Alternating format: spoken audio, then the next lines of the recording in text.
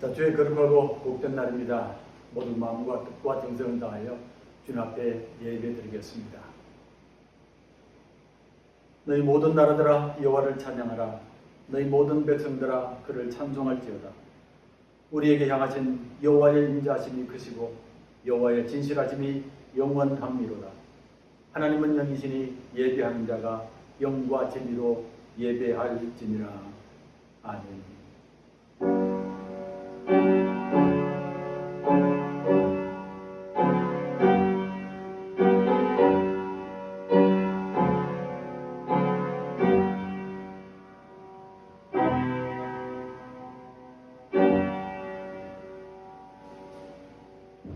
이제 다 같이 일어나셔서 찬송가 8장 부르겠습니다. 찬송가 8장입니다.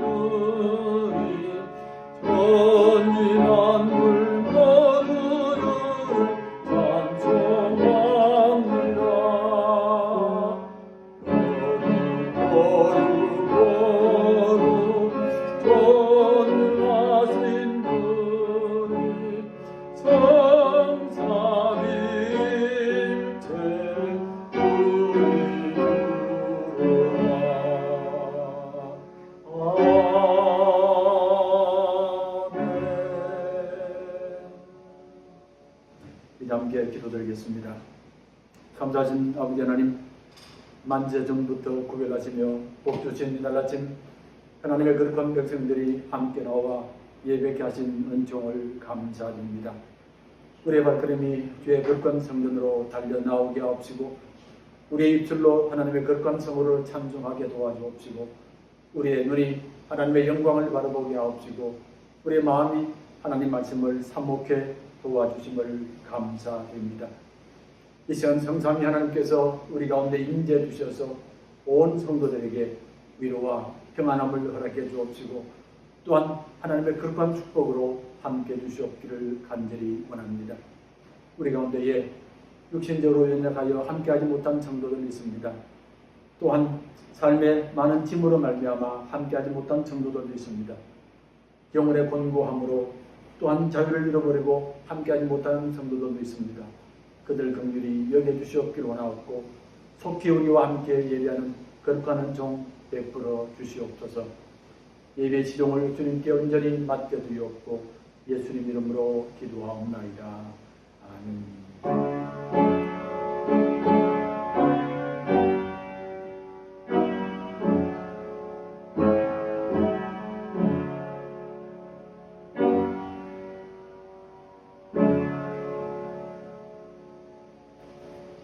찬송가 90장 함께 부르겠습니다.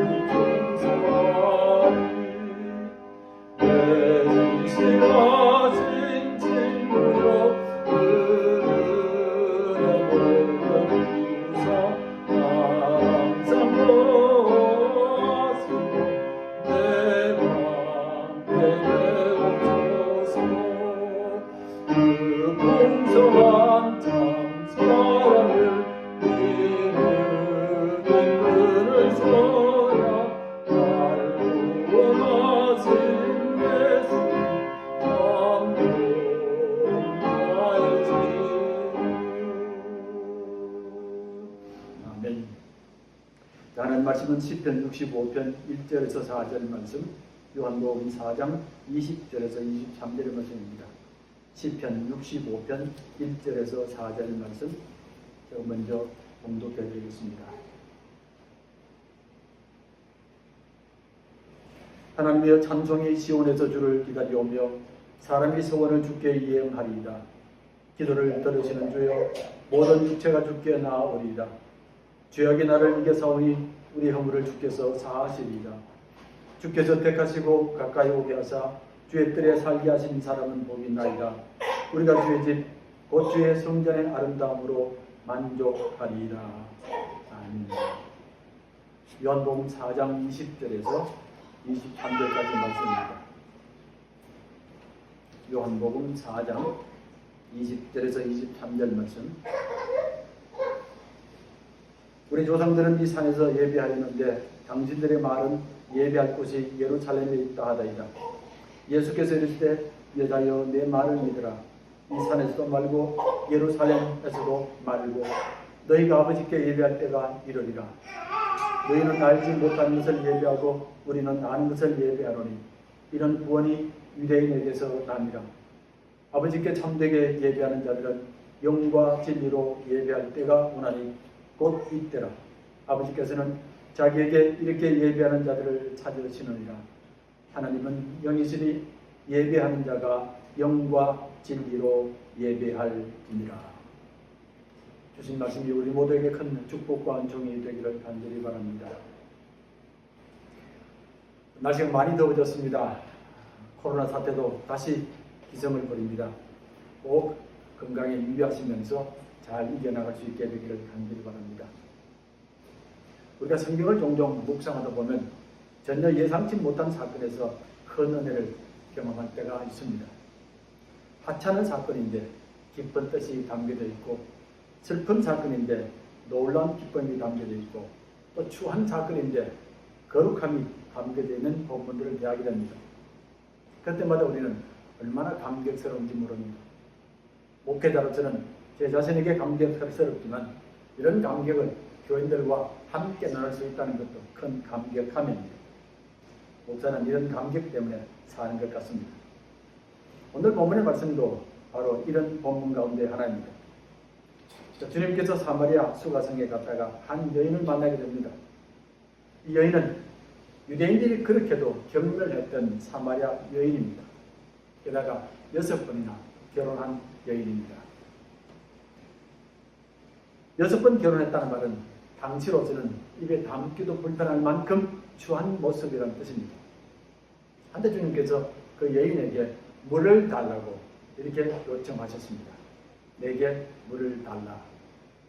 그러자 여인이 물을 주기를 꺼려합니다.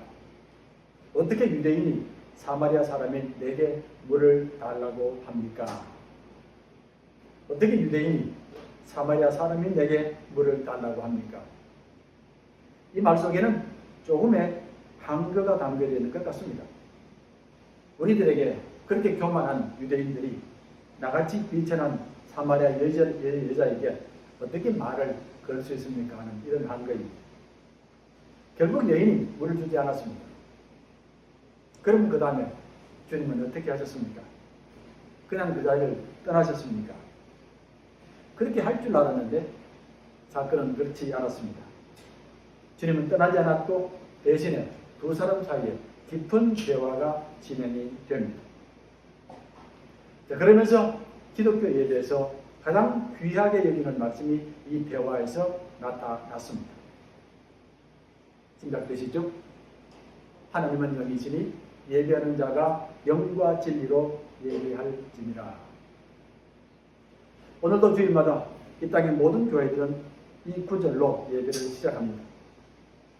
그러더니 여인의 입에서도 놀라운 고백이 나타나게 됩니다. 29절의 말씀 보면 와서 보라. 이는 그리스도가 아니냐. 와서 보라. 이는 그리스도가 아니냐.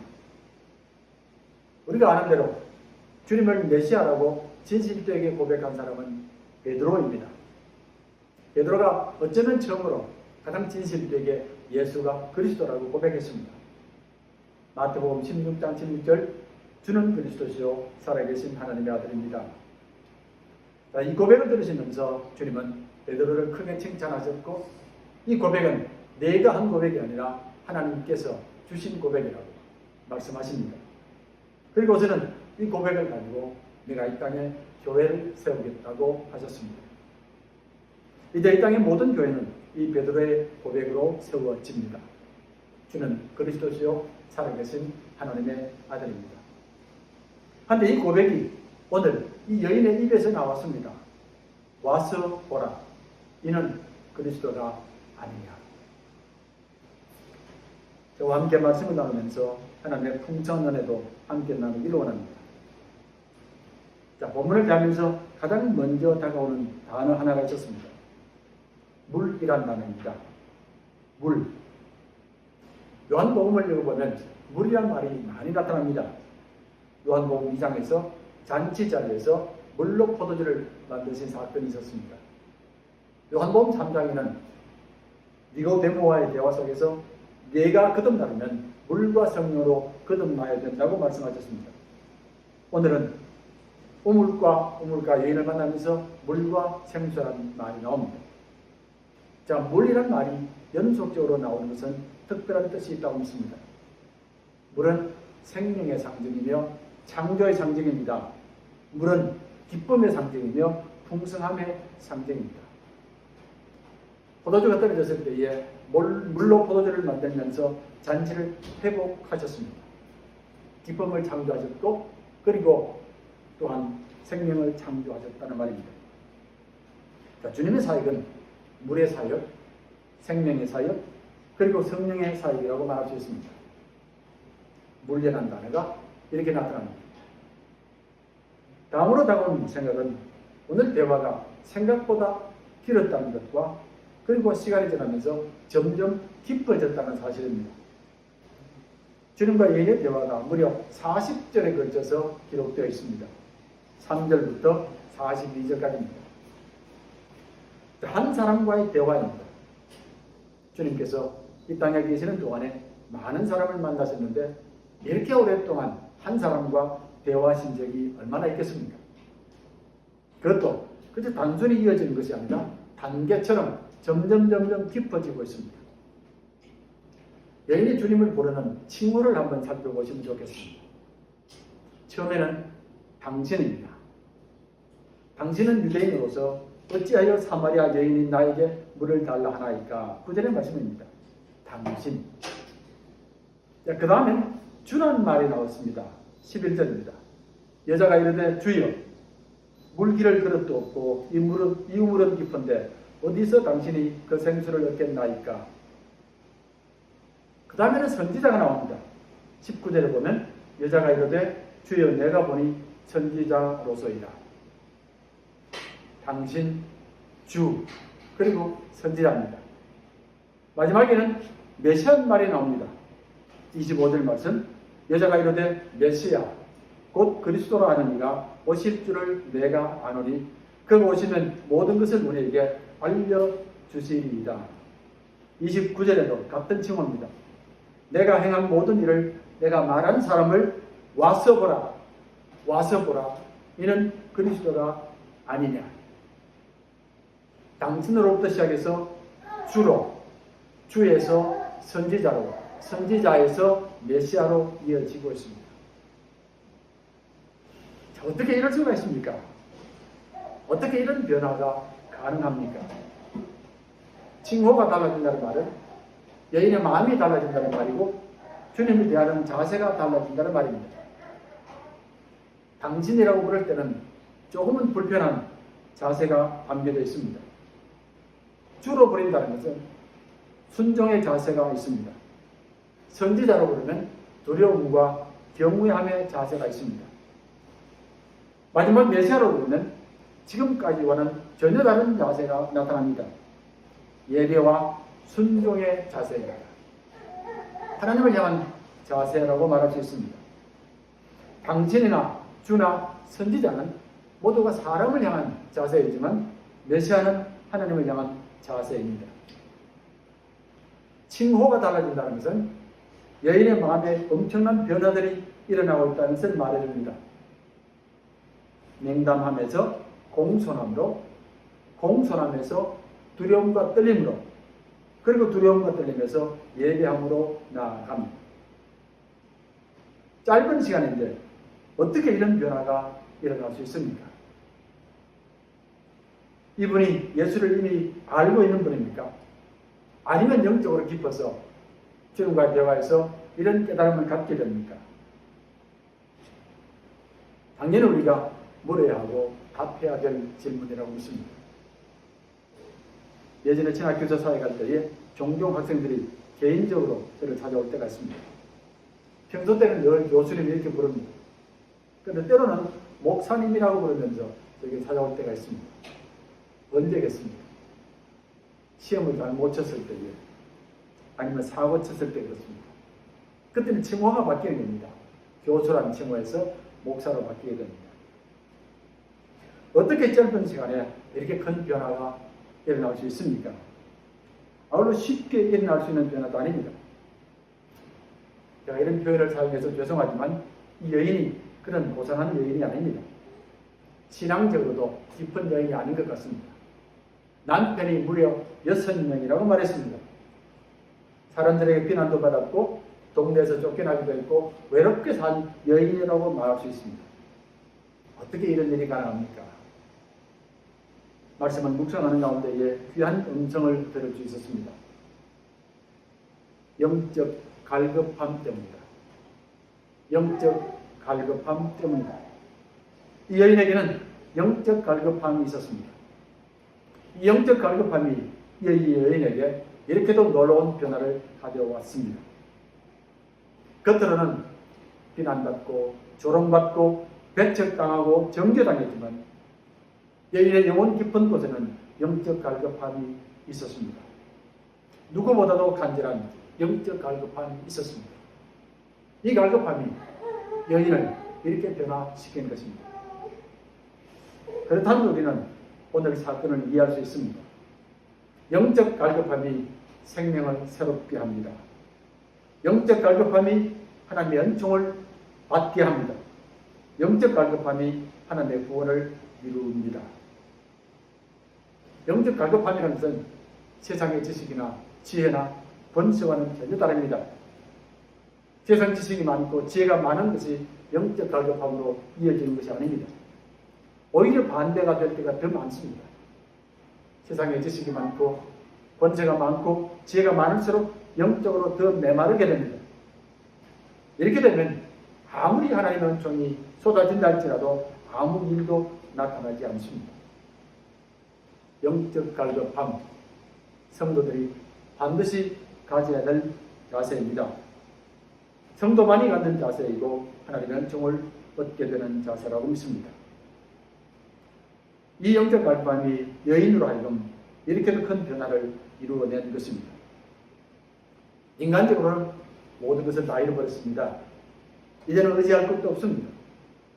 사람들 비난도, 조롱도, 돌던짐도, 외로움도 커져갔습니다. 하지만 동시에 영적 갈급함도 더욱더 커져갔습니다. 다시 본문으로 돌아가겠습니다. 본문에서는 왜 주님께서 사마리아로 가셨는지를 밝히면서 시작합니다. 유대를 떠나서 다시 갈릴리로 가실세, 다시 갈릴리로 가실세. 이 표현에는 뭔가 불편한 것이 있다는 것을 암시합니다. 그 길로 가지 말으셔야 되는데 다시 가시면 어려움을 당할지도 모르는데 하는 이런 불편함입니다. 유다에서 갈릴리로 가려면 반드시 사마리아를 거칩니다. 마치 서울에서 광주로 가려면 대전을 거치는 것과 같습니다. 한때 주님 당시에는 유대 사람들이 사마리아를 거치는 것은 굉장히 위험합니다. 유대 사람들과 북쪽 사마리아 사람 간의 엄청난 갈등 때문에 그렇습니다. 우리가 잘 아는 것처럼 구약시대에 아수르족 속들이 사마리아 지역을 점령합니다. 그리고 이 북쪽의 사마리아 땅 전체를 이방 땅으로 만들어버렸습니다. 온갖 우상을 가져왔고 온갖 이방 풍속을 그곳에 심었습니다. 그리고 혈통까지 섞었습니다. 유대인들에게는 견딜 수 없는 고통입니다. 오늘 이 여인의 모습이 대표적인 모습입니다. 여인이 남편 6명을 가진다는 것은 유대 땅에서 상상도 못하게 됩니다. 이는 이방 풍속의 모습입니다. 특히 주님께서 계실 때는 두 지역의 관계가 극도로 나빠졌습니다. 주님 오시기 얼마 전에 유대 백성들이 사마리아 땅으로 올라가서 사마리아 성전을 부숴버렸습니다. 왜 너희들이 이곳에 성전을 짓느냐? 성전은 예루살렘 전경만 성전이다. 그러면서 사마리아 성전을 다 부숴버렸습니다. 이렇게 되자 사마리아 사람들이 밤에 몰래 예루살렘 성전에 침입해서 사람의 해골 뼈를 온 성전에 뿌려버렸습니다. 어떤 일이 벌어졌겠습니까? 이건 전쟁이 날 사건입니다. 유대인들의 생명처럼 지키는 성전인데 그 성전에 사마리아 사람들이 해골 뼈를 뿌린 것입니다. 이로 말미암아 두 지역 간의 감정이 악할 대로 악해졌습니다. 사람들은 주님께서 사마리아를 지나는 것을 우연으로 생각하기도 합니다. 길 가시다가 우연히 들렀을 것이다. 그리고 목이 말라 우물을 찾았을 것이다. 그리고 우연히 여인을 만났을 것이라고. 아닙니다. 주님께서는 이 지역을 의도적으로 찾아가셨습니다. 그 증거가 본문에 나와 있습니다. 야곱과 요셉이 언급되고 있습니다. 5절의 말씀 보시면 사마리아에 있는 수가라는 동네에 이르시니 야곱이 그 아들 요셉에게 준 땅이 가깝고 또 거기 또 야곱의 우물이 있더라. 이 땅은 믿음의 조상 야곱과 에서가 살았던 땅입니다. 하나님께서 주신 땅이고 하나님의 역사가 담긴 땅이고 당연히 하나님이 사랑하시는 땅입니다. 비록 그 땅이 이방 사람에 의해서 짓밟혔고 그리고 온갖 이방 것으로 섞였지만 그러나 하나님은 결코 이 땅을 버릴 수가 없고 이 백성을 버릴 수가 없습니다. 다시 회복할 땅이며 다시 회복할 백성들입니다. 아무리 백성이 이방족 속으로 말미암아 혈통이 섞이고 종교가 섞였을지라도 하나님은 여전히 사랑하시며 하나님은 여전히 이들을 구원하십니다. 이것이 바로 주님께서 이 땅에 오신 목적입니다. 주님께서 이 땅에 오신 것은 좋은 땅으로 가시기 위함도 아니고 좋은 사람을 만나러 가시기 위함도 아닙니다.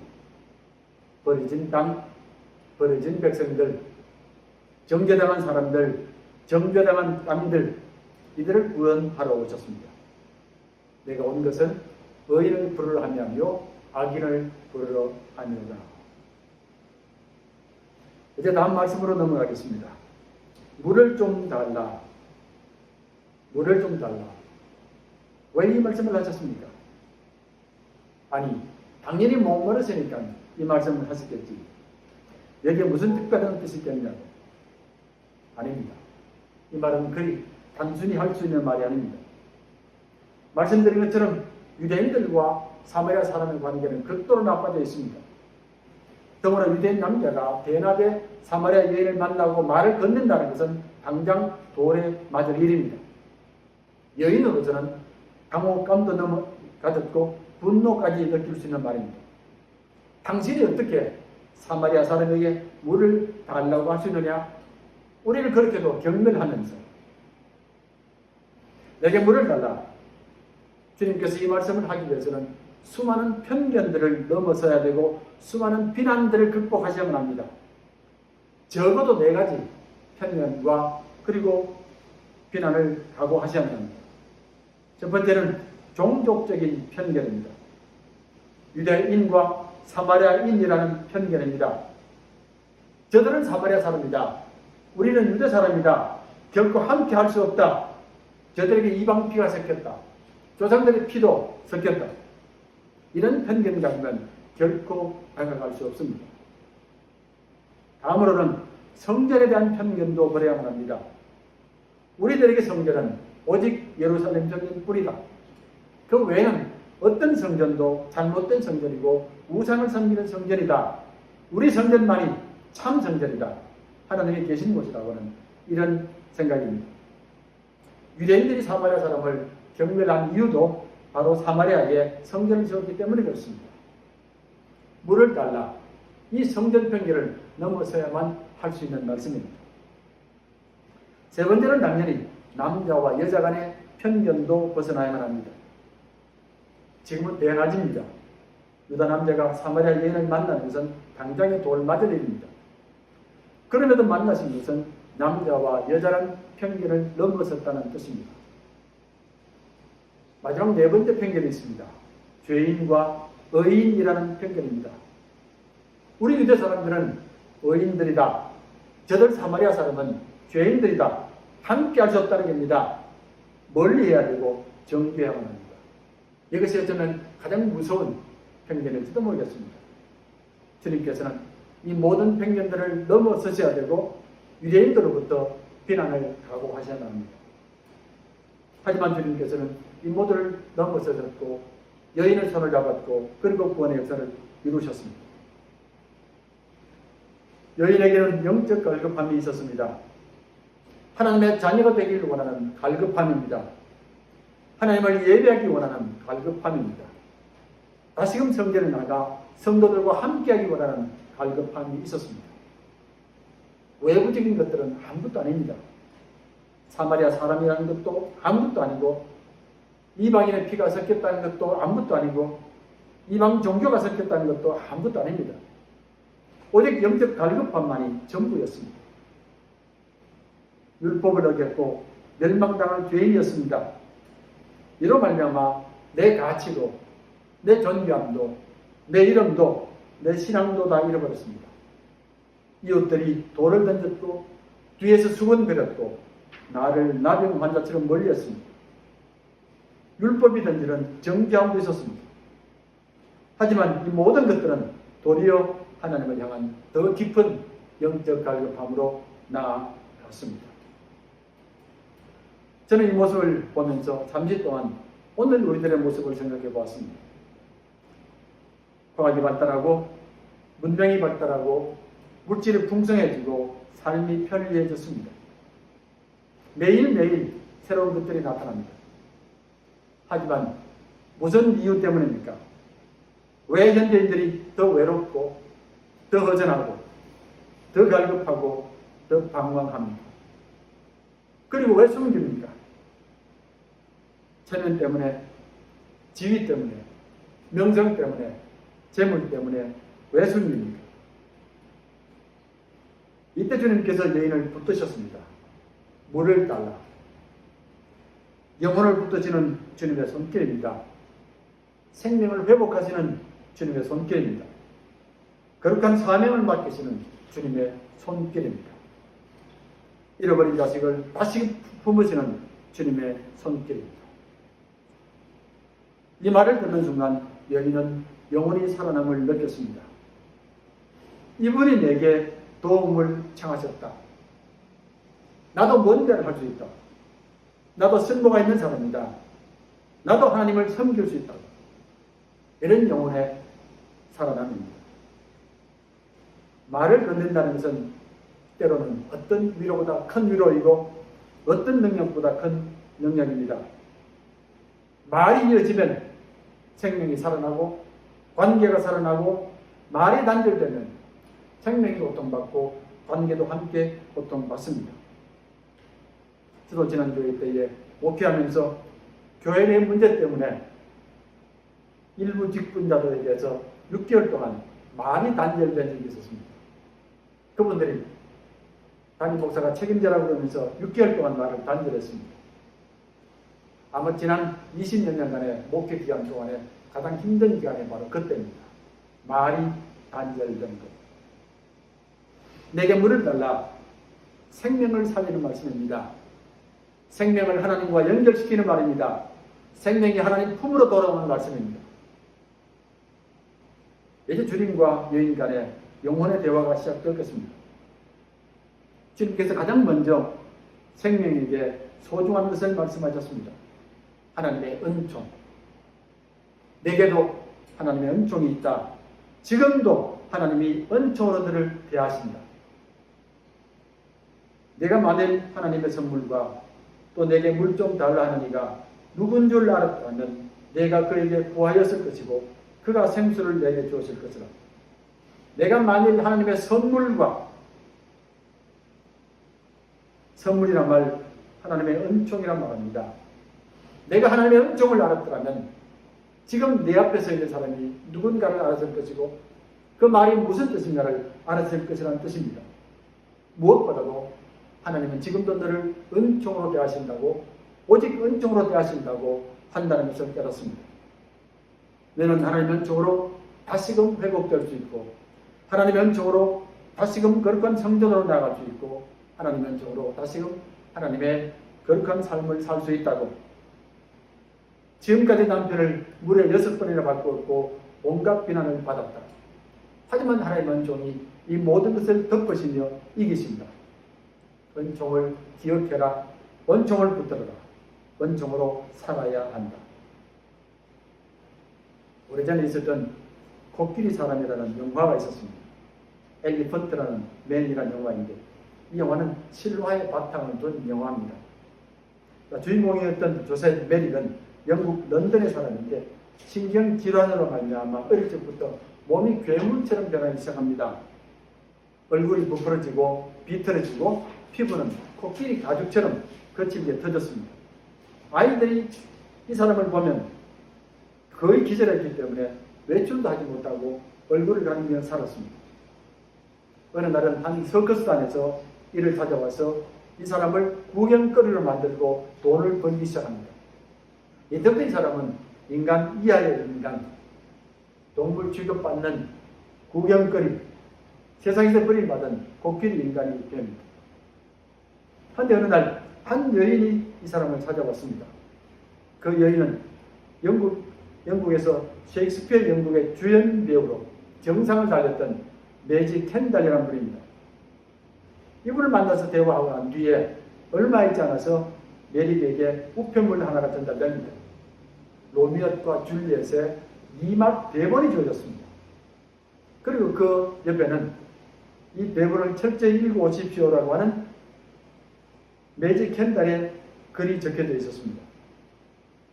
이러자 이 메릭은 밤을 새워가며 대사를 읽었고 또 외웠습니다. 무슨 뜻인지도 모르고 외웠습니다. 단지 한 가지 이유 때문입니다. 자기를 사람 대접해준다는 이유 때문입니다. 공연이 시작된 날 메릭은 얼굴을 가리고 극장 구석 뒷자리에 앉아 있었습니다. 연극이 진행되면서 로미오와 줄리엣 2막의 막이 올랐습니다. 견단이 무대에서 연극을 하다가 갑자기 관중석으로 내려갔습니다. 사람들이 깜짝 놀랐습니다. 그러더니만 곧장 메리에게로 다가갔습니다. 그럼 사람들이 대본을 다 외우셨죠. 이게 당신이 로미오입니다. 제가 상대역입니다. 그러자 메리이 아니다고, 나는 아니다고, 아니요, 당신이 로미오입니다. 그러면서 메릭에게 뺨에 키스를 합니다.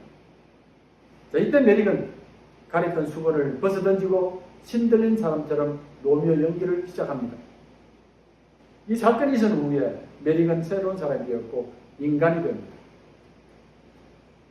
한 여인이 주님을 만나면서 새로운 사람이 된 것입니다. 이제 다음 말씀입니다. 내 남편을 불러오라. 내 남편을 불러오라. 자, 우리는 이 말을 듣는 순간 깜짝 놀랄 수밖에 없습니다. 어떻게 주님께서 이 말씀을 하십니까? 여인에게 가장 나쁜 부분이고 가장 부끄러운 부분이고 가장 고통스러운 부분입니다.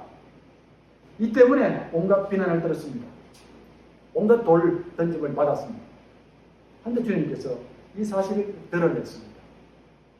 내 남편이 어디에 있느냐? 왜요? 이 여인을 온전히 살리기 위해서 그렇습니다. 이 사실을 고백되어야만이 이제 여인이 온전히 살 수 있습니다.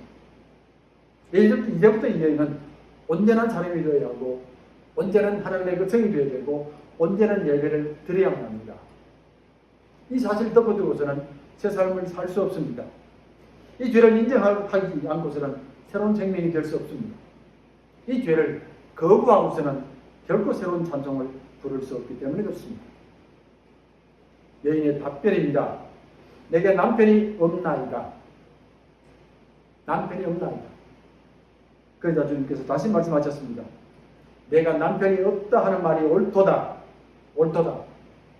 내가 남편 5이 있었고 지금 있는 자도 내 남편이 아니니. 내게 남편이 없나이다. 거짓말입니다. 남편이 있습니다. 6번째 남편이 있습니다. 당연히 주님이 야단치 시험을 합니다. 왜 거짓말 하느냐? 왜 숨기느냐? 넌 거짓말장이라고.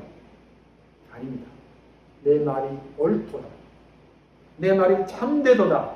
내가 남편이 없다 하는 말이 옳도다. 지금 믿는 자도 내 남편이 아니니 내 말이 참되도다. 내 말이 옳다.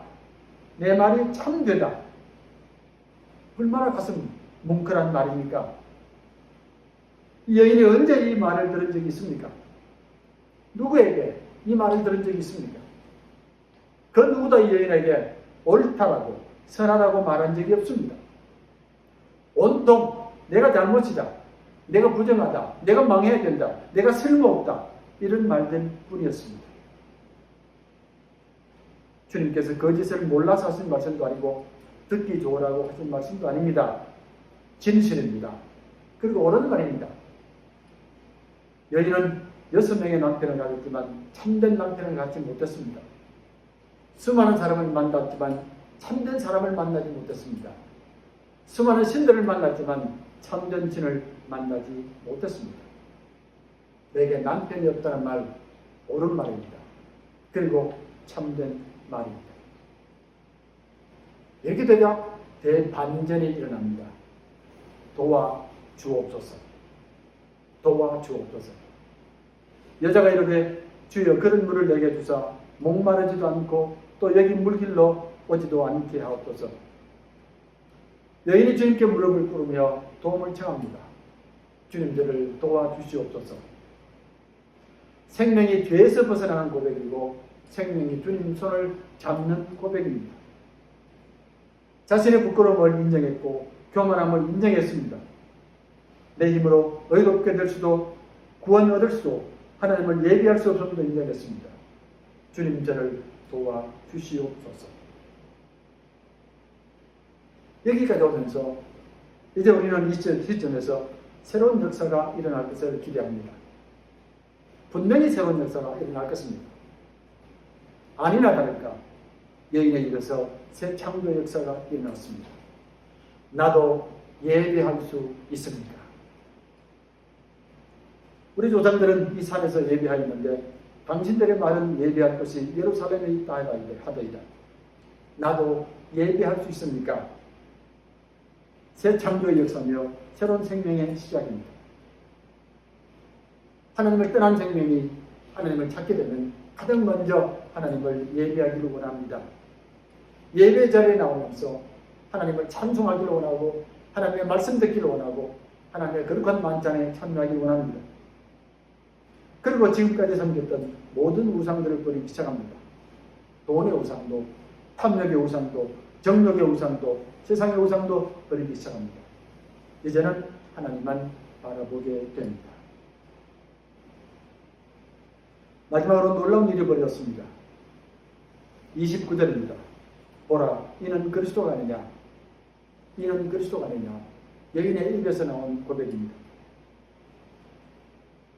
하나님께서 하나님의 종들을 기름 부어주셨고 그들을 메시아로 불렀습니다. 대표적으로 왕들을 세워 기름 부으셨고 선지자들을 세워 기름 부었고 그리고 제사장을 세워 기름 부었습니다. 왕들에게는 하나님의 의를 세우라고, 선지자들에게는 하나님의 말씀을 세우라고, 제사장들에게는 죄된 생명을 회복하라고 거룩한 사명을 맡겨주셨습니다. 이를 통하여 하나님의 나라를 회복하는 영광스러운 사명을 맡겨주었습니다. 이들에게 하나님의 성령을 주심으로 함께 하셨습니다. 여인은 용서받고 예배하는 것으로 끝이 나지 않았습니다. 오히려 지금이 새로운 시작을 알렸습니다. 이제 동네로 가야 하고 예수가 메시아라는 것을 전해야만 합니다. 39절 말씀 보면 이렇게 기록합니다. 여자의 말이 내가 행한 모든 것을 그가 내게 말하였다 증언하므로 그 동네 중에 많은 사마리아인이 예수를 믿는지라. 많은 사마리아 사람들이 예수를 믿는지라. 여인에게 생명을 구원하는 거룩한 사명의 역사가 나타났습니다. 우리가 하는 헌금 가운데에 선교 헌금이라고 있습니다. 이 선교 헌금은 해외에 있는 많은 선교사들을 돕는 그런 헌금입니다. 이 헌금의 의미를 생각하면 이것이 바로 우리가 메시아를 고백하는 그런 고백이라고 말할 수 있습니다. 우리의 삶이 땅끝까지 나아가서 복음 전파되기를 원합니다. 하나님의 나라가 땅끝까지 전파되기를 원한다는 그런 소망이 담겨져 있기 때문입니다. 사랑하시는 성도 여러분, 어떻게 이런 일이 일어날 수가 있습니까? 어떻게 그렇게도 손가락질 받던 여인이 변할 수가 있습니까? 어떻게 하나님의 나라가 이렇게 일어날 수 있습니까? 우리 모두에게 영적인 갈급함이 있어야만 합니다. 영적인 갈급함만이 하나님의 은총을 회복하고 하나님의 능력을 힘입고 하나님의 사명을 감당하는 길이라고 믿습니다. 우리 모두는 끊임없이 죄를 짓고 살아갑니다. 죄를 벗어나기 위하여 몸부림칩니다. 아무리 겉으로 의인인 척해도 모두가 죄인입니다. 아무리 감추려 해도 감출 수 없고 포장해도 포장할 수가 없습니다. 하지만 영적인 갈급함은 있어야 합니다. 우리가 믿는 하나님은 은총의 하나님입니다. 어떤 생명도 은총으로 대하는 하나님입니다. 은총의 역사는 영적 갈급함이 있을 때에 일어나게 됩니다. 우리가 은총으로 하나님을 받아들인다면 여인처럼 새롭게 될 수 있고 그리고 가장 거룩한 생명으로 변화될 수 있다고 믿습니다. 내게 물을 달라. 여러분을 향한 은총의 음성입니다. 어떤 생명이든 새롭게 되기를 바라시는 은총의 음성입니다. 모든 생명을 하나님의 거룩한 예배로 초청하는 은총의 음성입니다.